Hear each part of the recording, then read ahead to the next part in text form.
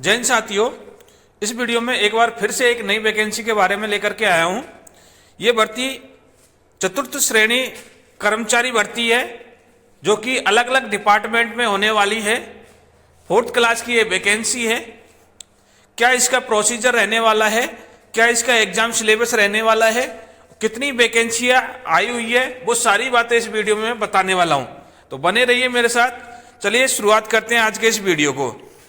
राजस्थान में देखा जाए तो एक के बाद एक बहुत सारी भर्तियां आ चुकी हैं, जिनका डिटेल नोटिफिकेशन भी आ चुका है।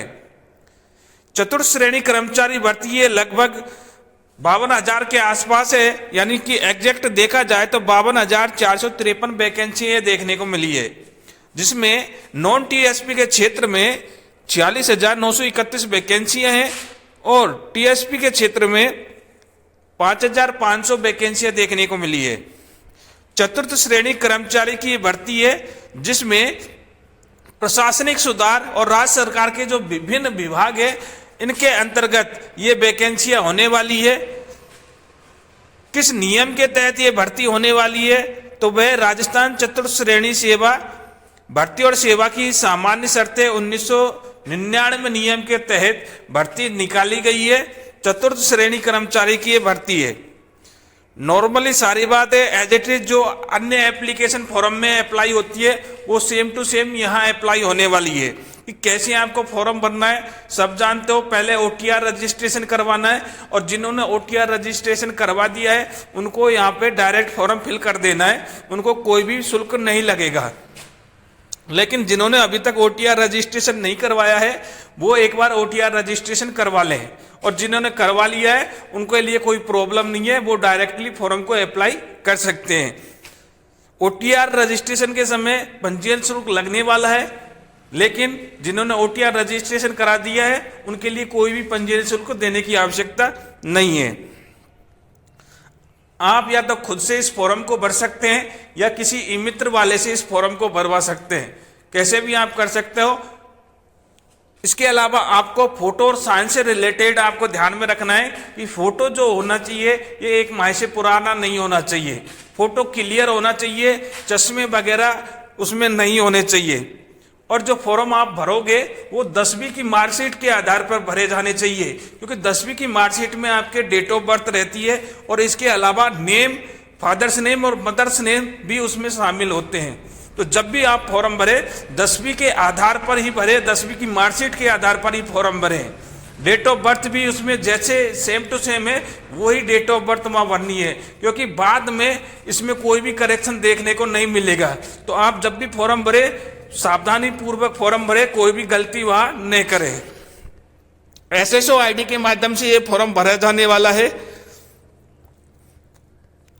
और जो फीस है, यदि आपने ओटीआर रजिस्ट्रेशन नहीं करवाया है तो सामान्य वर्ग की बात करें तो 600 रुपये पे करने पड़ेंगे, जबकि ओबीसी, एसटी, एससी, ओबीसी और अन्य वर्गों के लिए 400 रुपये देखने को मिलते हैं। लेकिन जिन्होंने ओटीआर रजिस्ट्रेशन करवा रखा है उनको कोई पेमेंट करने की जरूरत नहीं है। ये कुछ पोस्टें हैं जो आपको दी गई हैं, ये आप देख लेना कि किस किस डिपार्टमेंट में कितना रिजर्वेशन देखने को मिलेगा। रिजर्वेशन के हिसाब से पोस्ट दी गई हैं। अपने जो काम की बातें उस पर चलते हैं। ये आपको सब नॉर्मल जानकारी है जो आपको पता है। जनरली भूतपूर्व सैनिकों को, महिलाओं को रिजर्वेशन दिया गया है, जैसे हर बार सभी डिपार्टमेंट में दिया जाता है। उत्कृष्ट खिलाड़ियों को भी यहाँ पे रिजर्वेशन दिया गया है। जो मूक बधिर है इनको भी यहाँ पे रिजर्वेशन दिया गया है। और जो सबसे इंपॉर्टेंट बात है वो ये है इसका वेतन कितना होने वाला है। जो चतुर्थ श्रेणी कर्मचारी का जो वेतन है 7वें वेतनमान के अनुसार इसका लेवल 1 रहने वाला है। लेवल 1 के अकॉर्डिंग जो भी पेमेंट वहां दिया जाएगा उसके अनुसार ही पेमेंट होगा यहाँ पे। और यहाँ पे जब प्रोबेशन पीरियड होगा तो फिक्स सैलरी मिलने वाली है, उसमें कोई भी वेतन भत्ते नहीं मिलने वाले हैं। लेकिन 2 साल तक ये सिस्टम बना रहेगा। 2 साल के बाद आपका वेतन भत्ते मिलना स्टार्ट हो जाएगा। और लेवल क्या रहेगा, लेवल 1 की ये वैकेंसी है, ये भी आपको ध्यान में रखना है। अब बात करते हैं शैक्षणिक योग्यता के लिए। तो शैक्षणिक योग्यता, एजुकेशन क्वालिफिकेशन क्या चाहिए इसके लिए, तो 4th क्लास की वैकेंसी है, बहुत ही छोटी वैकेंसी है। तो इसके लिए 10वीं पास होना चाहिए। एक व्यक्ति जिसने 10वीं पास कर रखी है वो इसमें फॉर्म अप्लाई कर सकता है। लेकिन ये ध्यान में रखना है कि जब भी यहाँ पे डॉक्यूमेंट्स वेरिफिकेशन हो उससे पहले उसका एजुकेशन क्वालिफिकेशन कंप्लीट होनी चाहिए। यानी कि जो 10वीं में और वो वर्तमान में पढ़ रहा है तो वो भी इसमें फॉर्म अप्लाई कर सकता है। लेकिन उसको एग्जाम डॉक्यूमेंट्स वेरिफिकेशन होंगे उससे पहले उसको अपनी एजुकेशन पूरी कर लेनी है, ये भी आपको ध्यान में रखनी है। और ये एजुकेशन परीक्षा तिथि से पहले होनी चाहिए। एग्जाम डेट इसकी आ चुकी है, सितंबर के आसपास एग्जाम होने वाला है। इससे पहले उसको अपनी 10वीं क्लास कंप्लीट कर लेनी चाहिए, 10वीं कक्षा में उत्तीर्ण होना चाहिए। यदि इसके बाद वो उत्तीर्ण होता है तो उसमें वो अपात्र घोषित कर दिया जाएगा। अन्य योग्यताओं की बात करें तो उसका स्वास्थ्य ठीक होना चाहिए और चरित्र ठीक होना चाहिए। इसके लिए यहाँ पे सर्टिफिकेट प्रमाण पत्र देने होंगे जो कि डॉक्यूमेंट्स वेरिफिकेशन के समय आपको देने पड़ेंगे। आयु की बात करें तो आयु की गणना 1 जनवरी 2026 से की जाएगी, जिसमें व्यक्ति की आयु 18 वर्ष तो मिनिमम होनी चाहिए और मैक्सिमम 40 वर्ष होनी चाहिए। यानी कि 18 से 40 वर्ष की उम्र के अभ्यर्थी इसमें फॉर्म अप्लाई कर सकते हैं। और ये गणना 1 जनवरी 2026 से की जाएगी। अभी 2024 चल रहा है, अगली साल 2025 चलेगा और उसके बाद में 1/1/2026 को ये कैलकुलेशन की जाएगी। यानी कि 1/1/26 को वो मैक्सिमम 40 वर्ष का होना चाहिए। इसके अलावा आयु में छूट भी यहाँ पे दी जाएगी। और वो आयु में छूट किस हिसाब से दी जाएगी, जो सामान्य वर्ग की महिलाएं हैं उनको 5 वर्ष की छूट दी जाएगी। इसके अलावा ST SC OBC MBC इनके पुरुषों के लिए भी 5 वर्ष की छूट दी जाएगी। लेकिन ST SC OBC MBC की जो महिलाएं हैं उनके लिए 10 वर्ष की छूट दी जाएगी। यानी कि 10 वर्ष एक्स्ट्रा दिए जाएंगे ST SC OBC महिला वर्ग वालों को, लेकिन पुरुष वर्ग वालों को सिर्फ 5 वर्ष की छूट देखने को मिलेगी। इसके अलावा NCC वाले हैं, इनको 3 वर्ष की एक्स्ट्रा छूट भी मिलने वाली है। यानी कि इनकी जो अधिकतम आयु होने वाली है, जो रिजर्व है भूतपूर्व सैनिक है, उनके लिए अधिकतम आयु 50 वर्ष की होगी। यानी कि 10 वर्ष की छूट यहाँ पे मिलने वाली है भूतपूर्व सैनिकों को, क्योंकि मिनिमम यहाँ पे 40 दी हुई है और 10 वर्ष की और छूट, यानी कि 50 वर्ष वाले भी यहाँ पे फॉर्म अप्लाई कर सकते हैं। भूतपूर्व सैनिकों के लिए ये स्पेशल छूट देखने को मिली है। जबकि ST SC के जो पुरुष है, ST SC OBC MBC और EWS वाले, इनके जो पुरुष हैं इनको 5 वर्ष की छूट मिलने वाली है।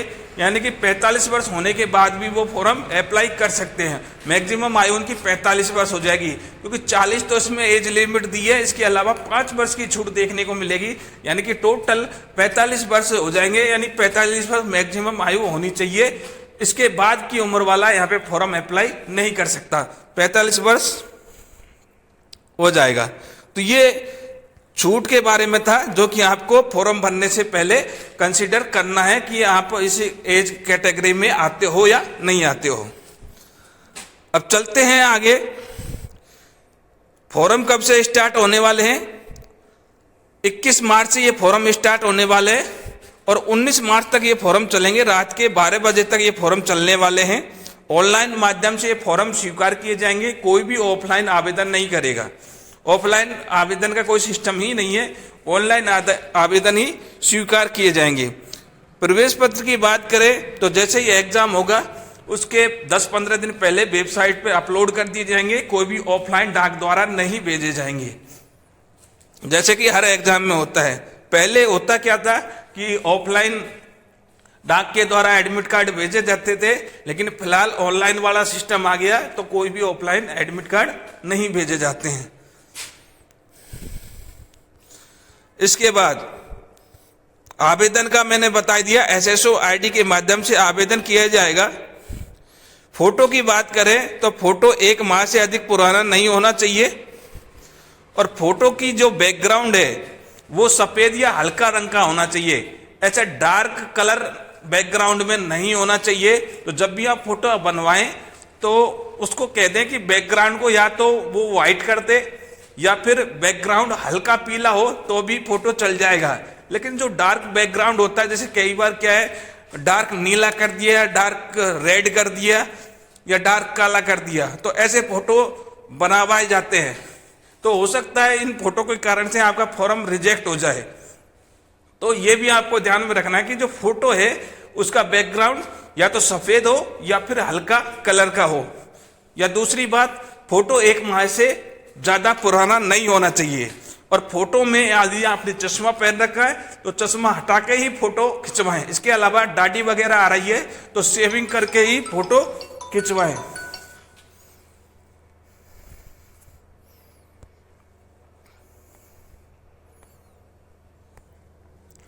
यहाँ पे जो फोटो का साइज होने वाला है ये 3.5 से लेकर के 4.5 सेंटीमीटर का होना चाहिए। यानी कि इसकी जो हाइट है ये 4.5 सेंटीमीटर होनी चाहिए और जो चौड़ाई है ये 3.5 सेंटीमीटर होना चाहिए। फोटो का जो साइज है ये 50 से 100 KB के बीच में होना चाहिए। इससे ज़्यादा या कम होने पर वो अपलोड ही नहीं होगा। कई बार क्या है फोटो अपलोड नहीं होता है तो वो इसी के कारण से होता है। हमारे जो फोटो का साइज है उसका आकार बड़ा होता है, या तो वो 100 KB से ज़्यादा होगा तो भी वो अपलोड नहीं होगा, या फिर वो 50 KB से कम होगा तो भी वो अपलोड नहीं होगा। तो अपलोड करने से पहले फोटो की साइज भी जरूर चेक कर लेना। इसके अलावा जो साइन है उसमें भी कुछ लिमिटेशंस हैं, यानी कि आपको जो फोटो की साइज होनी चाहिए, यानी कि जो साइन है उसको क्रॉप करके जिस साइज में आपको बनाना है उसकी चौड़ाई 7 सेंटीमीटर और ऊंचाई 2 सेंटीमीटर होनी चाहिए। और ये साइन आपको काले और नीले पेन से करने। इसके अलावा इस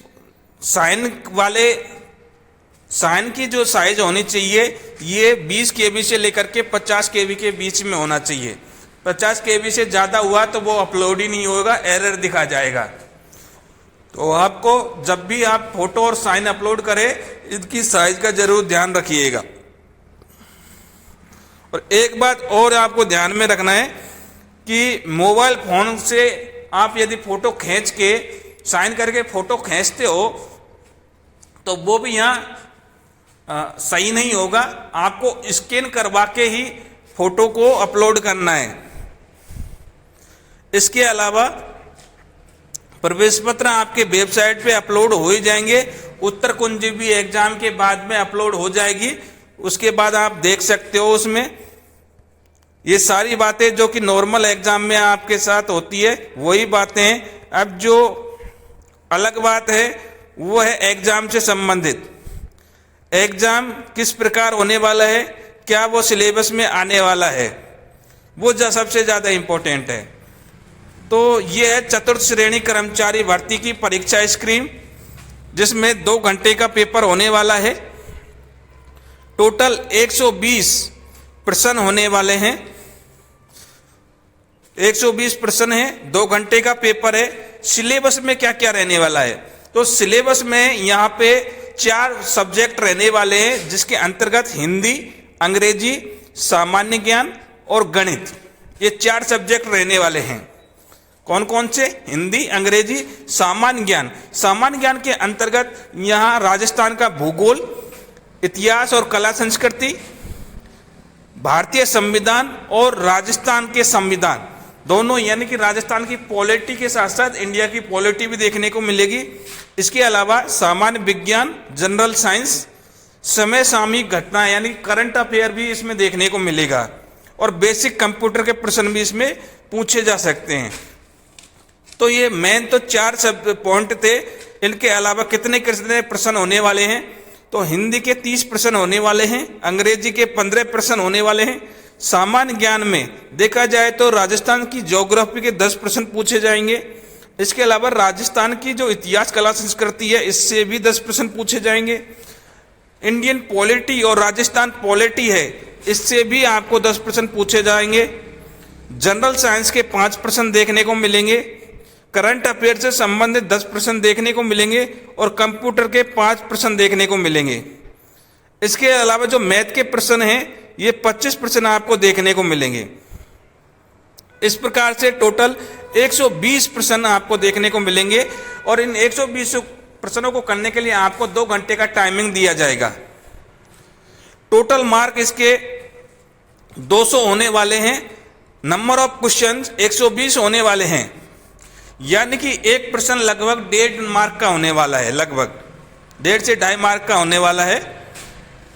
120 क्वेश्चन होने वाले हैं और नंबर 200 का पेपर होने वाला है। सारे प्रश्न एक समान मार्क के होने वाले हैं और नेगेटिव भी यहाँ पे देखने को मिलेगी। नेगेटिव 1/3 की देखने को मिलेगी, ये भी आपको ध्यान में रखना है। तो कोई भी तुक्का नहीं लगाना है, एग्जैक्ट आंसर चयन करना है, क्योंकि नेगेटिव मार्किंग है। नेगेटिव मार्किंग का मतलब क्या होता है, क्या है? 1/3 की नेगेटिव मार्किंग का मतलब यह है कि यदि आप 3 प्रश्न गलत करते हो तो एक सही प्रश्न आपका गलत हो जाएगा। तो ये नेगेटिव मार्किंग का मेन क्राइटेरिया रहता है। डिटेल सिलेबस के अंदर अगर यदि हम बात करें तो हिंदी का ये डिटेल सिलेबस आप देख लीजिएगा कि कौन कौन से टॉपिक इसके अंतर्गत आने वाले हैं। ऐसे इंग्लिश का ये टॉपिक दिए गए हैं। भूगोल के अंतर्गत राजस्थान की ज्योग्राफी से संबंधित ये टॉपिक आप देख लीजिएगा। वीडियो को पॉज करके एक एक टॉपिक आप चयन कर लीजिए। इसके अलावा राजस्थान की इतिहास, कला, संस्कृति से संबंधित ये टॉपिक हैं। भारतीय संविधान और राजस्थान संविधान, ये भी आपको यहाँ पर देख लेने हैं। सामान्य विज्ञान, जनरल साइंस जो कि 10वीं क्लास के स्टैंडर्ड की रहने वाली है, ये भी आपको यहाँ पर देखनी है।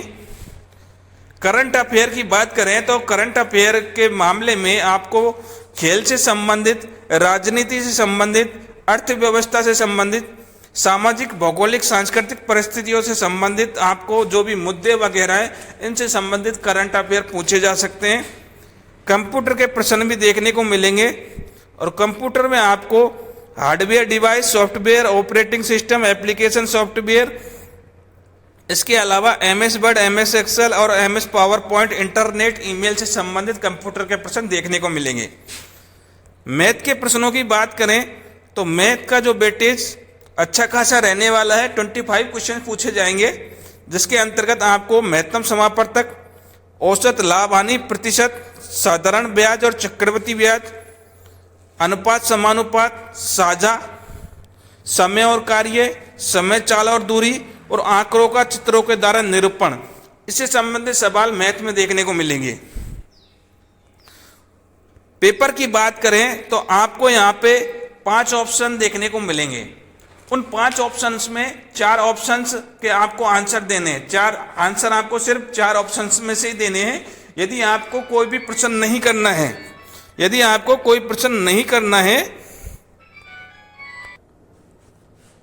इन 5 ऑप्शन में से आपको यदि नहीं करना है तो उसके लिए आप ई ऑप्शन यानी कि 5वां गोला काले करेंगे। 5वां गोला काला करना जरूरी है। कब? जब आपको कोई भी प्रश्न का उत्तर नहीं देना है। यदि आप 4 ऑप्शन में से एक ऑप्शन चयन करते हैं तो आपको उनमें से चारों में से एक ऑप्शन चयन करना है। लेकिन आपको यदि कोई सा भी उत्तर नहीं देना है, यानी कि खाली छोड़ना है, जैसे पहले जब पेपर होता था उसमें हम खाली छोड़ देते थे, लेकिन फिलहाल इसमें हमको खाली नहीं छोड़ना है। खाली छोड़ने पर हमारा अयोग्य घोषित हो जाएंगे। हमको 5वां ऑप्शन फिल करना ही करना है। कब फिल करना है? जब हमको 4 में से कोई भी उत्तर नहीं देना है, उस कंडीशन में हमको 5वां ऑप्शन भरना पड़ेगा, तभी आपकी OMR सीट जांच होगी।